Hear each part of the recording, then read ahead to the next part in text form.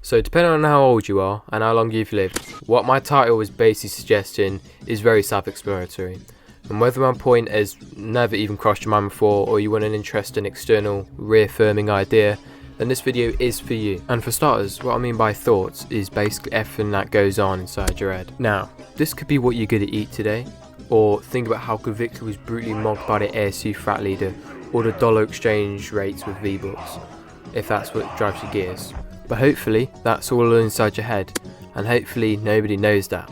But they can do if you speak, which is of course normal, because you speak what's on your mind. But this can usually be great, but you have to be careful what you say, such as not calling around people cripples. And trust me, that's never often received any good responses. I mean, that's just what I've heard anyway. But that's not even the worst thing. Is yeah, it's bad, but as long as it's not being caught in 4K, then it's not totally cooked. But most people just hear it as just like dark or cursed humour, or whatever you call it. But what I'm leaning up to is when it's serious stuff. Now, what's deemed serious can be very subjective, but for me, this may include many things such as your feelings, your ambitions, and your opinions, especially on politics and current affairs of the world. Extra emphasis on politics and current affairs of the world. Now, it is okay to discuss these things with people, but this is my main point of what I'm trying to share. Most of the time when you have these kind of thoughts, you should keep them inside your noggin, as most people, intentionally or not, are really fucking stupid. And now with my personal experience to help explain what I mean by that. For example, I have always tried to keep most of my stuff inside my head. I had some censorship, but sometimes I wish I could have just stumbled across videos like this, as I really should have been censoring myself more than I was. As some people, as I've said, are really fucking stupid. And when they hear certain things about your feelings, or your political views, or thoughts on current events of the world, most people will, as I've personally experienced, will misinterpret or just forget what you said, and a bit like the concept of Chinese whispers, will warp what they think I've said, and then just eventually it comes back to me as nothing of what I've said, and now everyone is saying shit, which I never even fucking said. And sometimes it's not even that bad, but the shit kids can make up about you is just absolutely fucking horrendous. But another example of what I mean with keeping shit to yourself in the sense of your emotions is things to do with like girls or boys, whatever floats your boat in that sense romantically. This part is obvious and so known at this point, I'm just going to briefly mention it, but telling people who you're into and that kind of shit basically never goes well.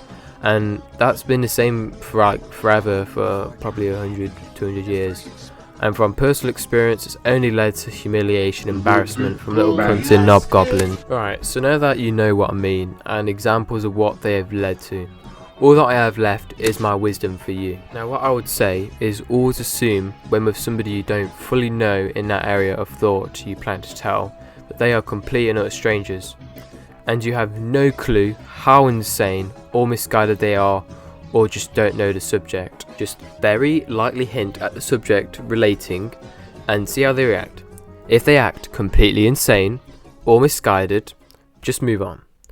If they don't understand, perhaps ask another slight question at it, and then briefly talk about it, and if they become fucking thermonuclear, even remotely, then just abort. And remember that interaction and never touch on that subject again, because it's probably going to go horribly fucking wrong. If you know them really well and agree with them on most things, and they aren't acting clinically insane and deranged, then you can skip this edgy tactic or whatever fuck you want to call it. But what I've done before is just hope they aren't insane and prompt a controversial or opening up statement to people that you've never discussed that topic before with.